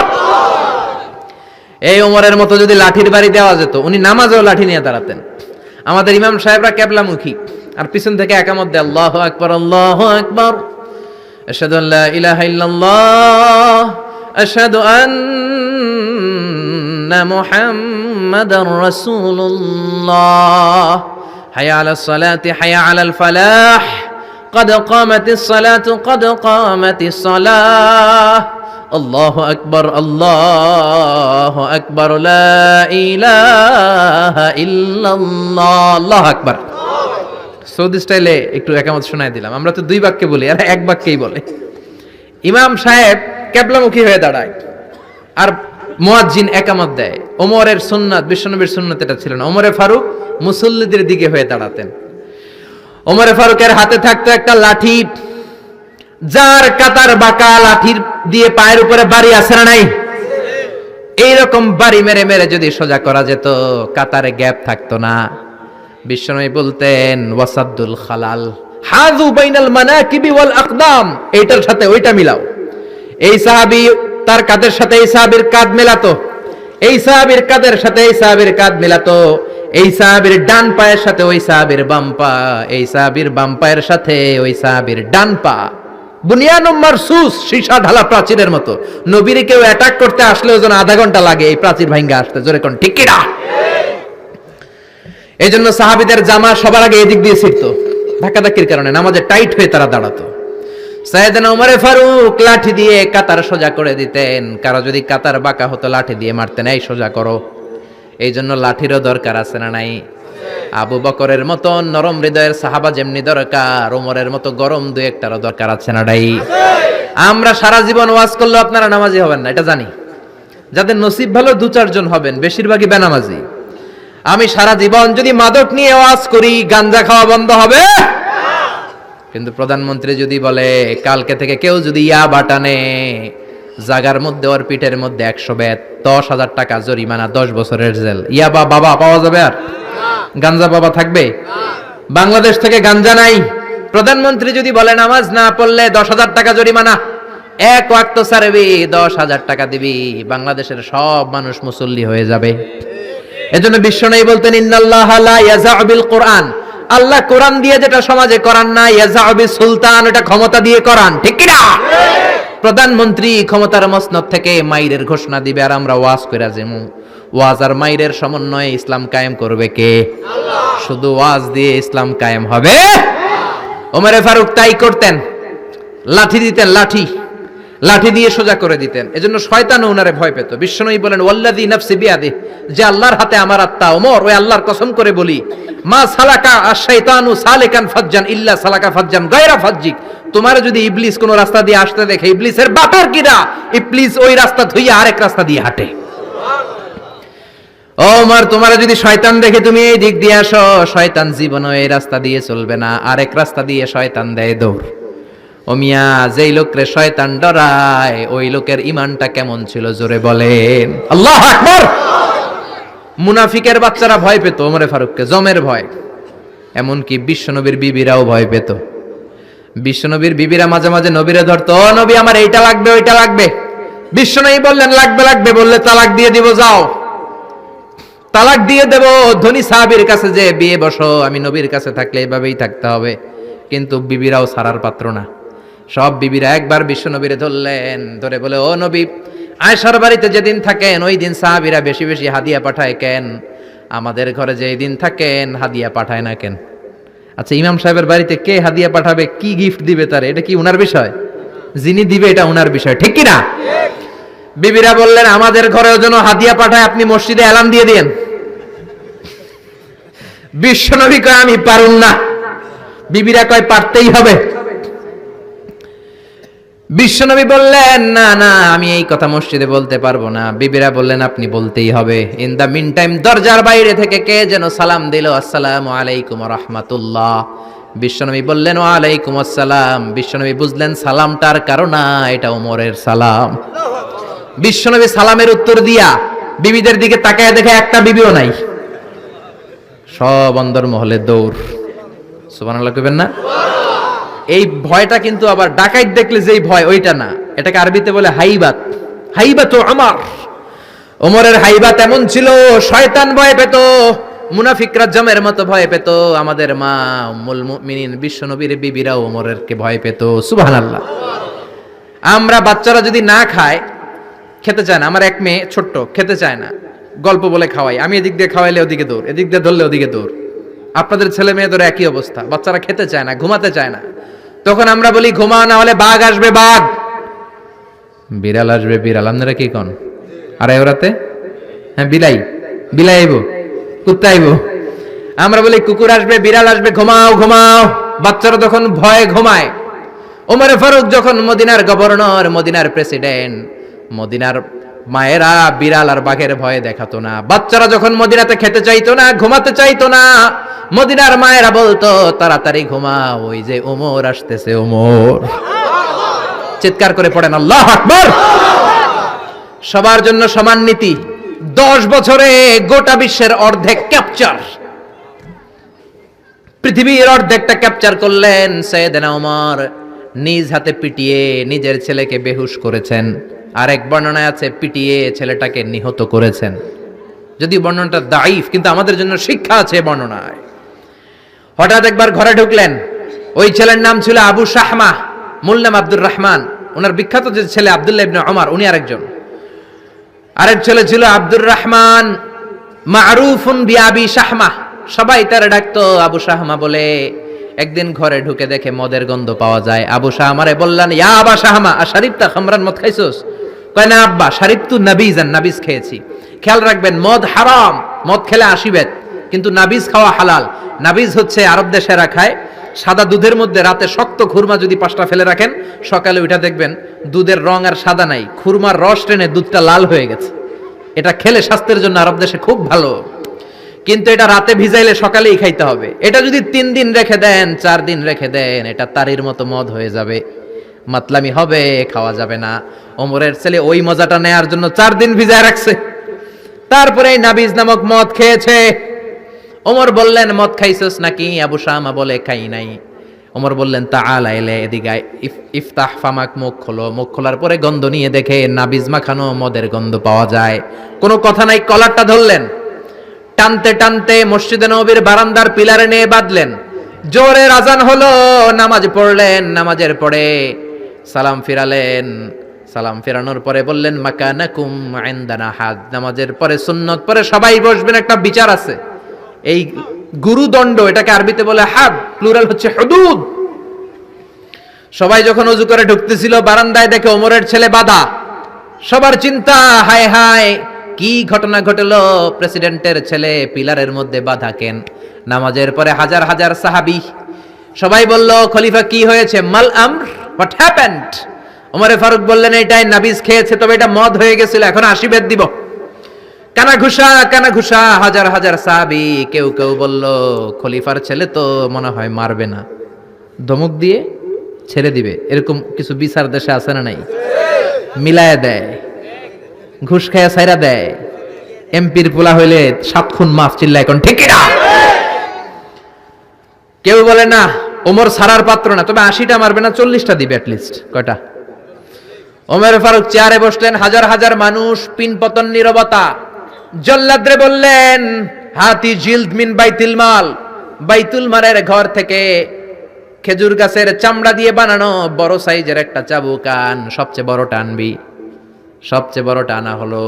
এবার ওমরে ফারুক বললেন, ইবদা বিসমিল্লাহ, শুরু কর আল্লাহর নামে। সাইয়েদনা ওমর ফারুকের সামনে দাঁড়িয়ে জল্লাদ মারবে 80টা বাড়ি মারতে শুরু করেছে। ওয়াহিদ, ইসনাই, তালাতা, 3 বাড়ি মারার পরে ওমরে ফারুক জল্লাদকে দিলেন এক থাপ্পড়। 3 হাত দূরে যে পড়লো জল্লাদ। জল্লাদের হাত থেকে চাবুক তুলে ধমক দিলেন, তুই কি চাবুক মারোস নাকি চাকরি বাঁচাস? আস্তে মারলি কেন? আসলে আস্তে মারে নাই, দেহের যত জোর ছিল। ওমরের হুকুম তামিল করবে না এরকম জল্লাদ মদিনায় ছিল না, জোরে কোন ঠিক কিনা? যত জোর ছিল তত জোরে মেরেছে, কিন্তু ওমরের পছন্দ হয় নাই। ওমর বললেন, ইনদাকা তালাতা ইনদি ওয়াহিদ, তোর হিসাবে 3টা, আমার হিসাবে মায়ের হইছে 1টা। আমি 2 নাম্বার থেকে শুরু করব। 2, 3 মারতেছে কে? মদিনাতে উনারসে পালোয়ান আর কেউ নাই। এক একটা বাড়ির আঘাতে ওমরের ছেলে আবু শামা চিৎকার করে কাঁদে। এক একটা বাড়িতে চামড়া ছিঁড়ে যায়, রক্তগুলো ছোপ ছোপ করে নববীর দেয়ালের মধ্যে লাগে। ছোট্ট ছেলেটা ডেকে বলে, আব্বা আমারে মাফ করে দাও, আর জীবনে মদ খাবো না। সাইয়েদনা ওমরের পাষাণ হৃদয় নরম হয় না, কারণ আসাদ্দুহুম ফি আমরিল্লাহি ওমর, আল্লাহর দিনের ব্যাপারে সবচেয়ে কড়া, কোনো ছাড় নাই। এক একটা চাবুক মারে, লোকজন কেঁপে কেঁপে ওঠে। 10টা 15টা মারার পরে ছেলে বেহুশ, পানি দেওয়ার পরে আবার হুশ, আবার মারা শুরু করা হলো। 30টা মারার পরে আবার বেহুশ। এইবার আবু শাহামার মা ওমরের বউ এসে ওমরের পা ধরে ডেকে বলে, ওমর তোমার পায়ে ধরে ক্ষমা চাই, আমার কলিজার টুকরা বাজানটারে তুমি মেরে দিও না। 80টা বেত মারতে হবে, মেরেছো 30টা, আরো মারবা 50টা। যা ওমর, প্রতিটা বেতের বাড়ির বিনিময়ে আমি আবু শাহামার মা একটা করে ওট আল্লাহর রাস্তায় সদকা করে দেব। ওমর বলে, না আবু শাহামার মা, এটা আল্লাহর আইন, গোটা দুনিয়াটা দিলেও একটা চাবুকের বাড়ি থেকে ওরা কেউ বাঁচাতে পারবে না। মারতে লাগলেন, আবার পানি দিয়ে আবার হুশ। ওমরের বাড়ি যে খেয়েছে সে বুঝেছে। 50টা বাড়ি মারার পরে আবু শাহামা দুনিয়া থেকে শেষ। রাগে ওমর গড়গড় করছেন, বললেন, এই বেয়াদবটারে গোসল করা, জানাজা দে, কবর দে। কবর দেওয়ার পরে কবরের উপরে মারা শুরু করছে। 51, 52, 53, 80টা চাবুক মারার পরে আল্লাহরে ডেকে বলে, আল্লাহ আমার ছেলে হওয়ার কারণে কোনো পার্সিয়ালিটি করি নাই, বিচারে 2 নাম্বারই করি নাই। 80টা গুনে গুনে বেত মেরেছি, দেহে যত শক্তি ছিল ততগুলো মেরেছি। কিয়ামতের ময়দানে জালিম ওমর বলে, তুমি কিন্তু আমারে ডাকতে পারবা না আল্লাহ, জালিমদের কাতারে আমারে উঠাতে পারবা না, আমারে জালিম বলতে পারবা না। ওইরকম ওমরের দরকার আছে না নাই? ওই ওমরের লাঠির বাড়ি যদি থাকতো, দেশটারে মদিনা বানায় দিত কে? চোরদের হাত যদি কাটা যেত, দেশটারে সুন্দর করতো কে? একটা জিনাখোরের ফাঁসি যদি বাইতুল মুকাররমের স্কয়ারের মধ্যে দিয়ে দেয়া হতো, এরপরে আর জিনা হতো? একটার ফাঁসি হয়ে গেলে আর তনুর মতো কোন নারীকে ধর্ষিতা হওয়া লাগতো না, খাদিজার মতো কোন মেয়েকে কেউ কোবানোর সাহস পেত না। জোরে বলেন ঠিক কিনা? একটা চোরের হাত জুমার নামাজের পরে বাইতুল মুকাররমের স্কয়ারের সামনে যদি কেটে দেয়া হয়, আর কোন চোর পাওয়া যাবে নাকি? জোরে বলেন। তবে আমচোর, জামচোর, কলাচোর ওই চোর না, যেই চোরগুলো বড় বড় জিনিস চুরি করে, ব্যাংক চুরি করে, দেশের টাকা চুরি করে, এক কলমের খোঁচায় 1000 কোটি টাকা চুরি করে, ওই চোরদের হাত কাটতে হবে। শেয়ার বাজার খায়া ফেলায়, হলমার্ক খায়া ফেলায়, দেশের টাকা খায়া ফেলায়, সুইজারল্যান্ডে সব টাকা পাঠায়, এরকম বড় বড় চোর আছে না নাই? ইসলামী বিচার যদি শুরু হয়, আগে বড় চোরদের বিচার দিয়ে শুরু হবে। চিল্লায় বলেন ঠিক কিনা? এই জন্য বিশ্বনবী বলতেন, আসাদ্দুহুম ফি আমরিল্লাহি ওমর, আল্লাহর বিধান বাস্তবায়নে সবচেয়ে কঠোর ছিল ওমর। এক নারী এসে বলল, ওমরে ফারুক, আমার স্বামী আমারে তালাক দিয়েছে 100টা। কয়টা? শুনতেছেন? একটু জিমায় গেলেন মনে হয়। আমার স্বামী আমাকে 100 তালাক দিয়েছে। কয় তালাক? আসলে দিতে হবে কয় তালাক? তাও একটা একটা করে, ঠিক কিনা?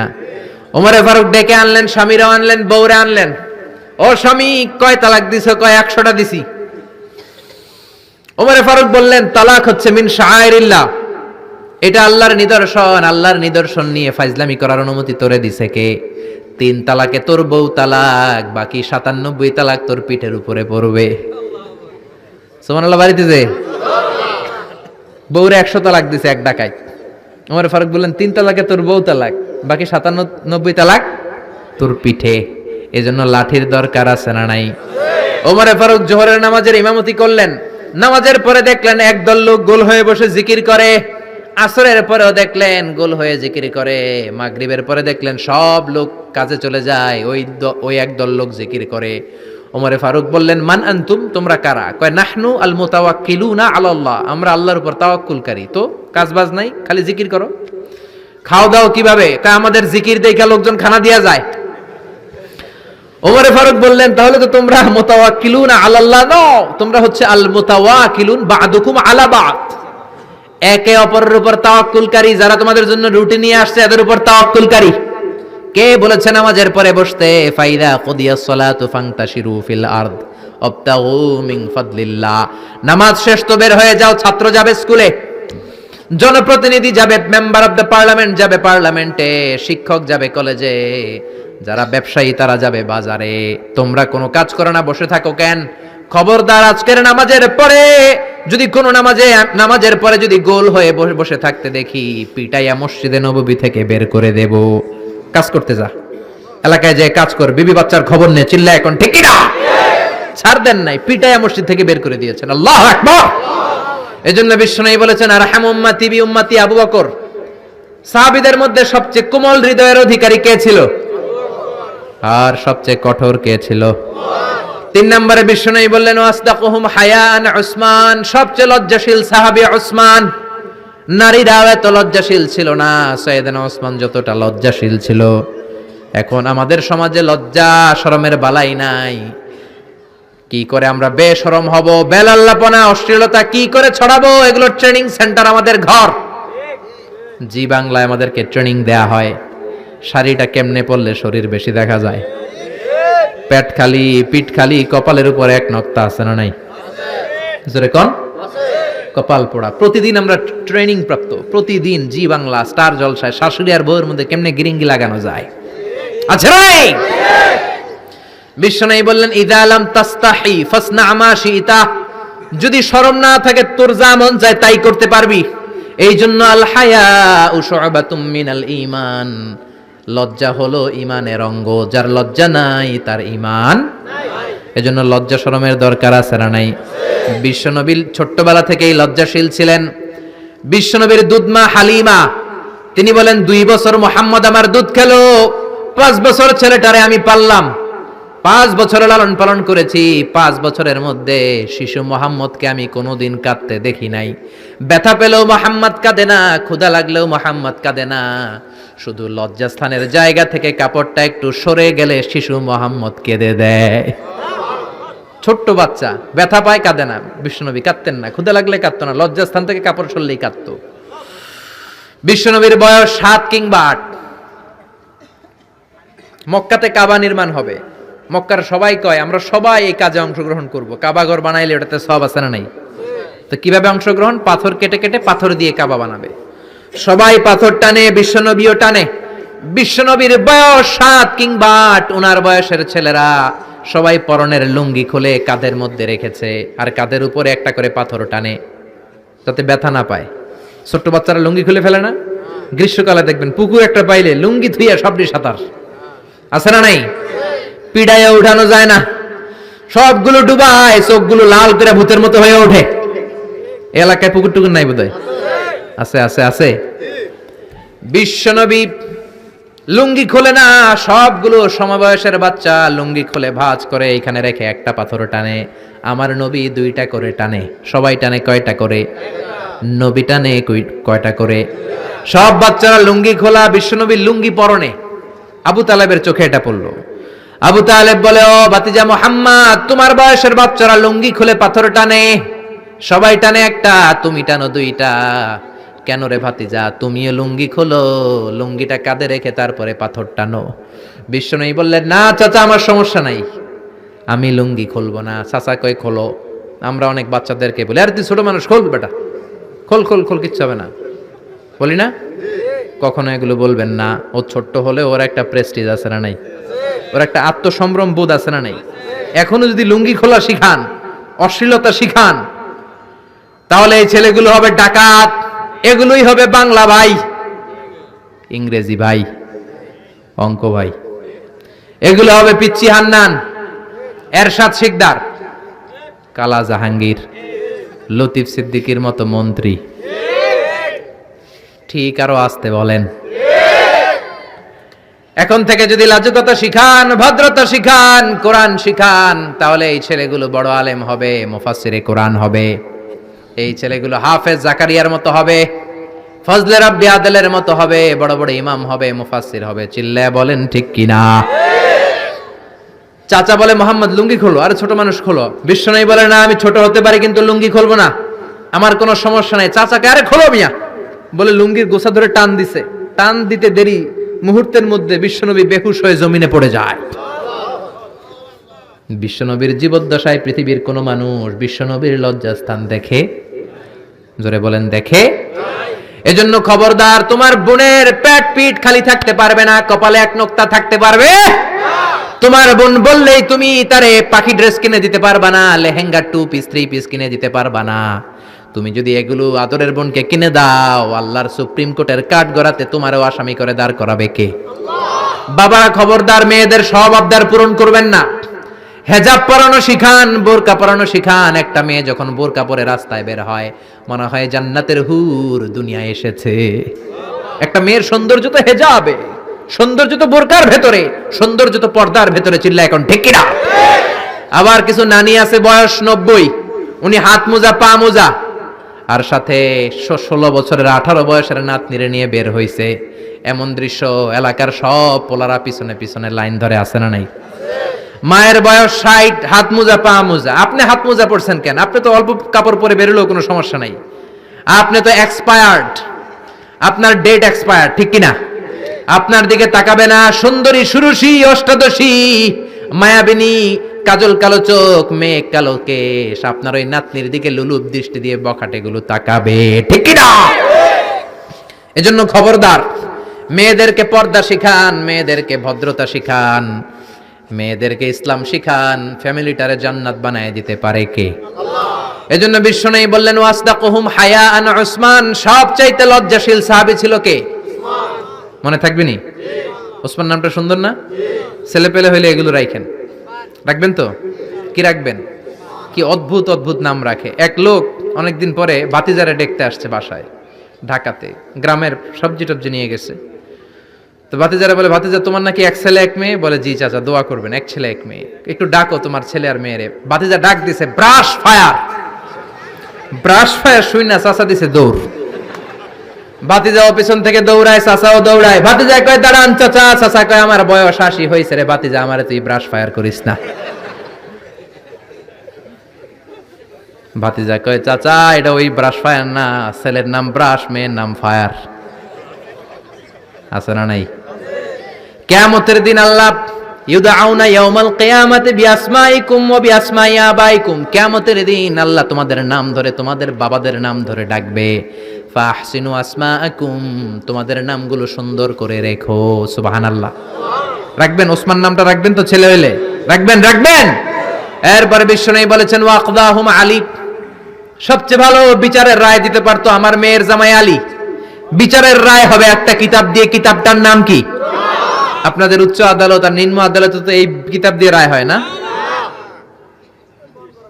হাইকোর্ট সুপ্রিম কোর্টে এটা দিয়ে রায় হয় নাকি? এই কোরআনটা দিয়ে যদি সব বিচারের রায় হতো, কেউ মাজলুম হতো না। কোরআন দিয়ে রায় হলে ওই রায়ে কোনো স্কাইপি কেলেঙ্কারি থাকে? কোরআন দিয়ে রায় হলে ঘুষ খাওয়ার সুযোগ থাকে? কোরআন দিয়ে রায় হলে এক দলের কথা শুনে আরেক দলের উপর কোনো জুলুম করার সুযোগ থাকে? এজন্য রায় দিতে হবে কি দিয়ে?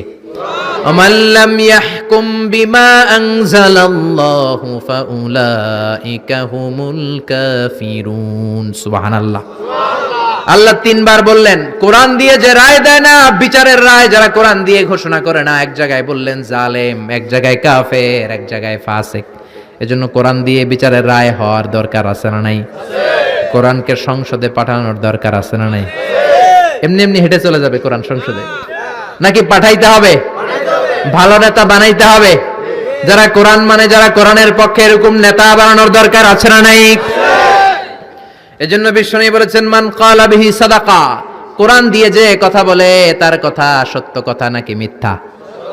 ওয়া মান আমিলা বিহি উজরা, কোরআন দিয়ে আমল করলে আমলনামায় সওয়াব আছে না নাই? বেশি না কম? ওমান হাকামা বিহি আদালা, কোরআন দিয়ে যে বিচারের রায় দেয় ওইটাই সবচেয়ে সেরা বিচার, ঠিক কি না? আল্লাহ দেশে কোরআনের বিচার কায়েম করুক, পড়ে না আমিন। 5 নম্বরে বিশ্বনবী বললেন, ওয়া আকরাহুম উবাই ইবনে কাব, সাহাবীদের মধ্যে সবচাইতে সুন্দর তেলাওয়াত করতে পারতেন, তাজবিদের সাথে সবচাইতে সুন্দর তেলাওয়াত করতে পারতেন উবাই ইবনে কাব। কি নাম? এগুলো জানেই না, জানতেও চায় না, খালি নাম মুখস্থ করে, সালমান খান, শাহরুখ খান, অমুক খান, তমুক খান। পড়েন উবাই ইবনে কাব। উনি ছিলেন সবচেয়ে বড় কারি।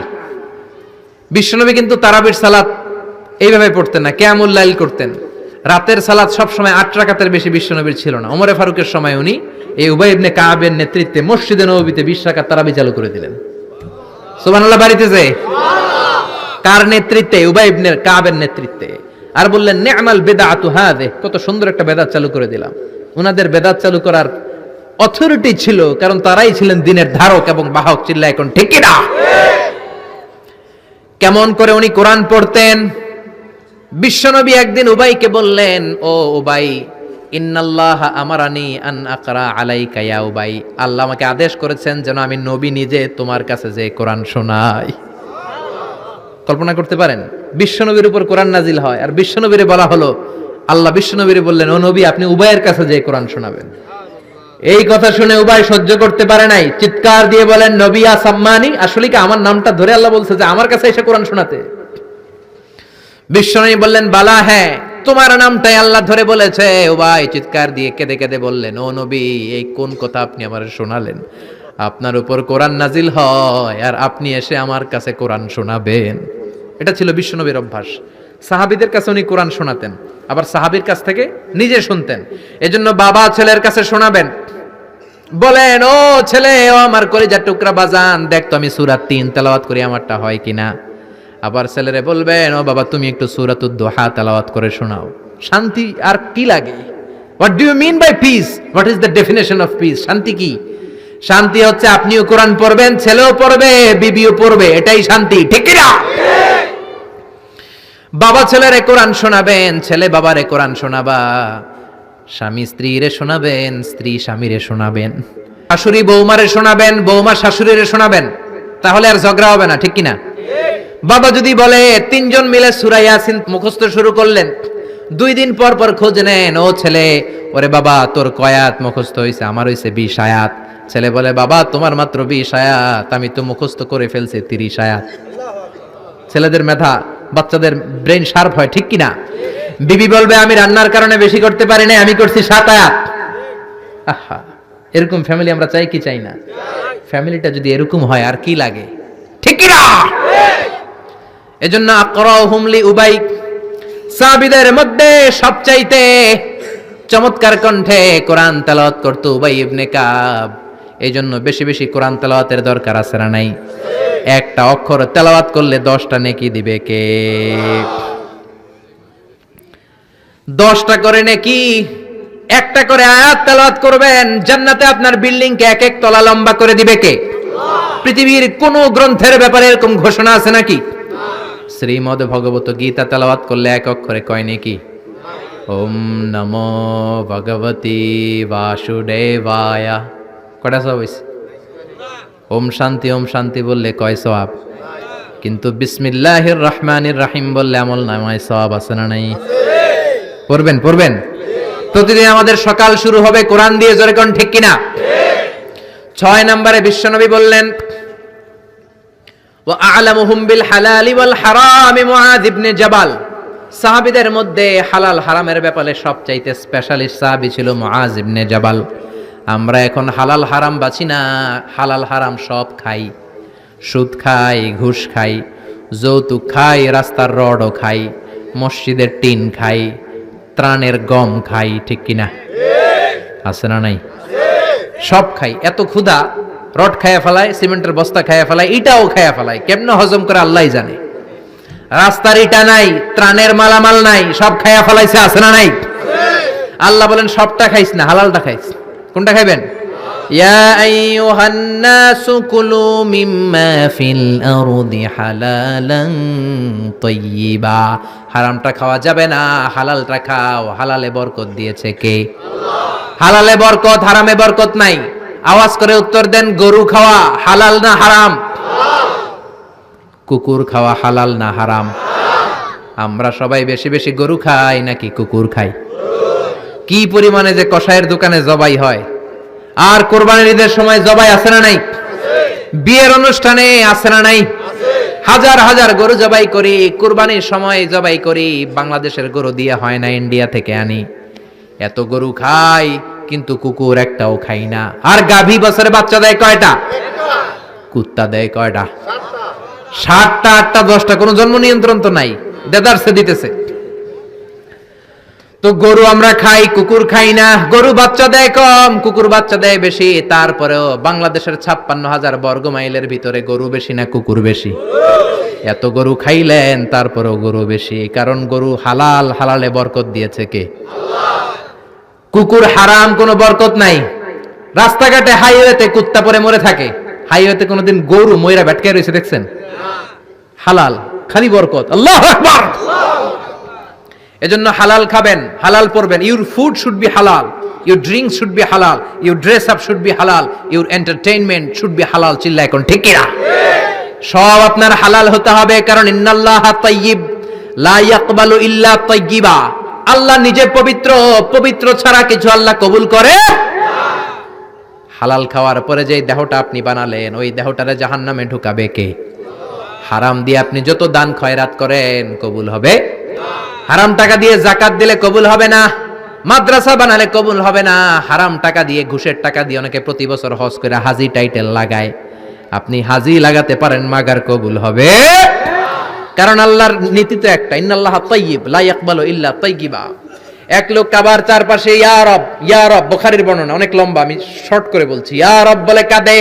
সাহাবারা বলল, কত বড় আল্লাহর ওলি। বিশ্বনবী বললেন, ওরে ওলি বলো না, মাতআমুহু হারাম, ও যেটা খায় হারাম খায়। ওয়া মাশরাবুহু হারাম, যেটা পান করে হারাম করে। মালবাসুহু হারাম, ড্রেস আপ হারাম, গযিয়া বিল হারাম, সব হারাম। ফাআন্না ইউস্তাজাবু লাহ, কেমন করে ওর দোয়া কবুল হবে? হারাম দিয়ে যদি আপনি দান করেন, মসজিদ মাদ্রাসা লঙ্গরখানা করেন, কবুল হবে না। আর হালাল থেকে প্রতিদিন যদি 1 পয়সাও দান করেন, এটাকে উহুদ পাহাড়ের সমান সওয়াব বানায়া দিবে কে? হালাল হারাম বেঁচে চলবেন তো, নাকি দেদারসে রড, বিল্ডিং, টাকা পয়সা সব খাইবেন? সরকারি চাকরি যারা করেন, বিনয়ের সাথে তাদেরকে বলি, আল্লাহরে ভয় পান। অল্প খাবেন, অল্প পড়বেন, বরকত দিবে কে? রিকশাওয়ালার সারা মাসে টাকা হয় 5,000 7,000, বাচ্চাও অনেক বেশি, ঠিক কিনা? 7টা 5টা বাচ্চা সারা মাস খাওয়ার পরে তারপর ওর 500-600 টাকা থাকে পকেটে। আর আপনি কোটি কোটি টাকা কামান, মাস শেষে আপনার ঋণ আর ঋণ। কারণ হালালে বরকত বেশি, হারামে বরকত নাই। কথা বুঝতে পেরেছেন? কথা বুঝতে পেরেছেন? কিয়ামতের দিন 5টা প্রশ্নের উত্তর না দিয়ে পা নাড়াতে পারবেন না। এর মধ্যে একটা হলো আনমালিহি মিন আইনা ইকতাসাবা। আপনি সম্পদ যে গড়েছেন, সম্পদের পাহাড় কোন রাস্তায় গড়েছেন? হালাল রাস্তায় উপার্জন করেছেন নাকি হারাম? এজন্য আমরা হালালের পক্ষে নাকি হারামের? এই হালাল হারামের মুতাখাসসিসুন ফিল হালালি ওয়াল হারাম ছিল মুআয ইবনে জাবাল। কি নাম মনে থাকবে? আরবি না পড়তে বের হয় না মুখ দিয়া। বলেন মুআয ইবনে জাবাল। 7 নম্বরে বিশ্বনবী বললেন, আফরাদুহুম যায়েদ ইবনে সাবিত। ফারায়েজের নীতিমালা সবচেয়ে ভালো জানে আমার যায়েদ। ফারায়েজ কি? পোলাপানরা এগুলো জানেই না। ফারায়েজ হচ্ছে আল্লাহর দেয়া উত্তরাধিকার বন্টনের নীতিমালা। দুনিয়ার সব বাবাদেরকে আল্লাহ ডেকে বললেন, ইউসিকুমুল্লাহু ফি আওলাদিকুম লিযযাকারি মিসলু হাযযিল উনসায়াইন। আল্লাহর দেয়া নীতিমালা হলো, বাবারা ছেলেরে যদ্দুর দিবা, মেয়েরে অর্ধেক দিবা। কার কথা? নাকি আজারি সাহেবের কথা? কে বলেছেন? কে বলেছেন? আল্লাহর দেয়া বিধান। দুনিয়ার বাবারা ছেলেরে যা দিবেন, মেয়ের অর্ধেক। এদিকে বাবা আছে না নাই? বয়স্ক বাবারা আছে না নাই? খবরদার, কিয়ামতের দিন আপনারও কাঠগড়ায় দাঁড়াতে হবে, ঠিক কিনা? ছেলেরে যদি 2 লাখ দেন, মেয়েরে দিবেন? ছেলেরে 10 কানি দিলে মেয়েরে, ছেলেরে 4টা বাড়ি দিলে মেয়েরে। অনেক মা আছে ছেলের পাতে মুরগির রান দেয়, মাইয়ার পাতে মুরগির ঠ্যাং দেয়, মুরগির গিলা দেয়, মুরগির পুস্তি দেয়। কি কন আপনারা, গিলা পুস্তি কন? তো মেয়েরা যেমনি পুস্তি দিলেন, মাইয়ার কি রান খাইতে মন চায় না? মন চায় না? দেখবেন যে মা বাবা ছেলের পাতে দেয় মুরগির রান, মেয়ের পাতে দেয় মুরগির ঠ্যাং, ওই মা বাবার শেষ জীবনটা ছেলের বাড়িতে কাটে না, মেয়ের বাড়িতেই কাটে।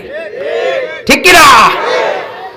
এই জন্য আফরাদুহুম যায়েদ ইবনে সাবিত, যায়েদ ইবনে সাবিত সবচেয়ে ভালো ফারায়েজের নীতি জানতেন। এই ফারায়েজের নীতি যদি ভঙ্গ করেন, কিয়ামতের ময়দানে জবাব দিতে হবে। অনেক বাবা বলে, মা তোর ভাইয়ের সব দিয়ে দিলাম, তোর লাগে আমি হাত তুলে দোয়া করে দিলাম।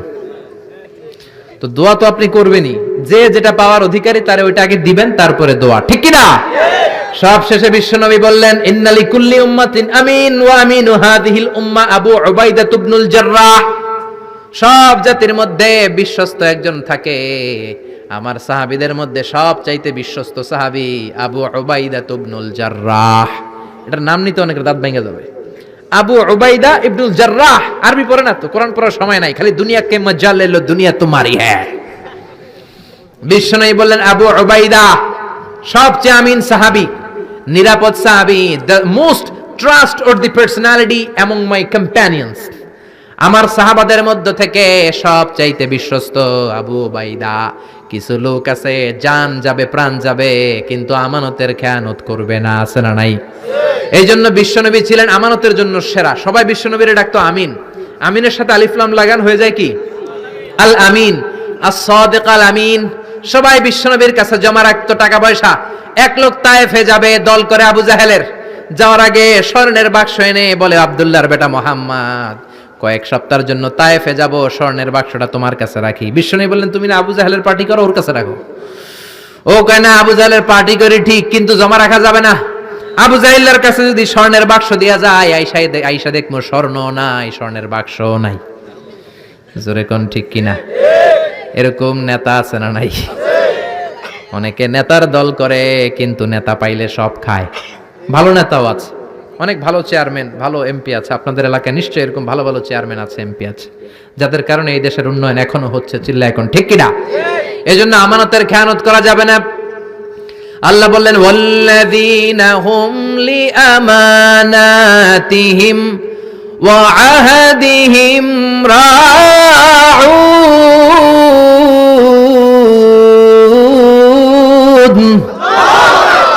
মুমিনের বৈশিষ্ট্য, প্রমিস দিলে প্রমিস ভাঙে না, আমানতের খেয়ানত করে। এজন্য আমরা সবাই আমানতদার হব। রাজি আছেন? রাজি আছেন? বিশ্বনবী বললেন, ইদা দুইয়াতিল আমানা ফান্তাজিরিস সাআ। যখন আমানতের খেয়ানত হবে তখনই কিয়ামত হবে।